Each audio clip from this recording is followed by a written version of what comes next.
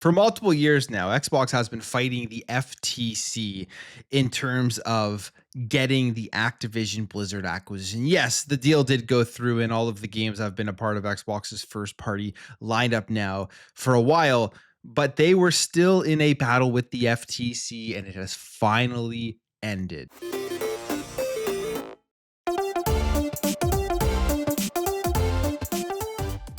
So this one hits closer to home, I would say, because when everything was happening between Microsoft, Xbox, and the FTC, I was covering a lot of that, reading through all the documents. I spent countless hours going through everything, trying to make understandings as to what everything meant in these big legal and lawyer documents. And obviously I'm not a lawyer, but I gave my opinions, and people seemed to really enjoy it. It was a very interesting time during the channel, and people had thought that after Activision Blizzard had officially become a part of Xbox's first party studios, it was over. And it wasn't until now, as the FTC has lost the appeal to stop Microsoft's Activision Blizzard deal that has already happened. So some interesting stuff here. We will go over this because appeals court today upheld the denial from what they had before with this deal going through. So here it is. Here is the official ruling now. So I think everybody can finally move on from this. I think most people had already moved on,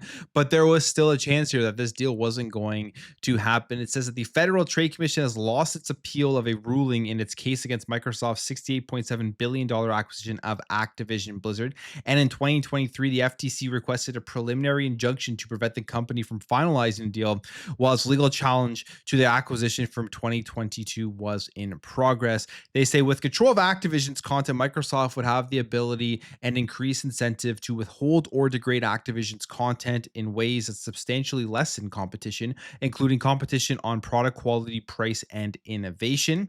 And the district court denied the FTC's request, and a day after the ruling, the FTC appealed. The deal was completed in October of 2023. Now, the appeals court panel has affirmed that the denial has happened here. And here is what they say.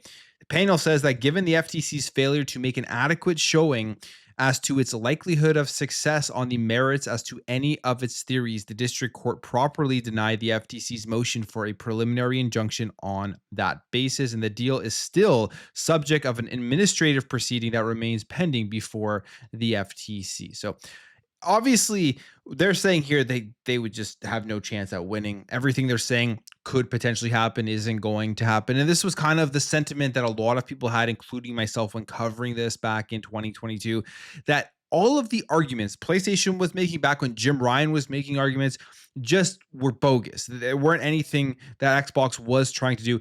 And obviously that proof has been in the pudding over these last number of years, specifically with putting games onto many different platforms, putting games onto their direct competitor in PlayStation 5. The quality of the games have absolutely not been degraded. In fact, they've been pretty good and maybe even better or improved from previous years.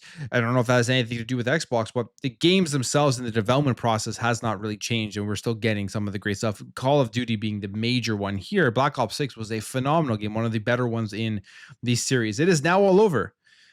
This appeal is done, and this case can now be moved on from. And if you look back at 2023, even just 2 years from there, lots has changed. We just even got Gears of War being announced for the PlayStation 5. So the entire industry is completely different. This thing about withholding games who try to take out the competition obviously is not something that Xbox ever had in mind. And maybe you could say some of the reasons why they are doing what they are doing is because of the major pushback the FTC did give them, and they wanted to stay in those good graces to make sure that this deal did not get reversed after it had gone through. So a lot of interesting stuff here, but the entire saga of Activision Blizzard, Xbox versus the FTC seemingly now is over, as the appeals court did uphold the denial.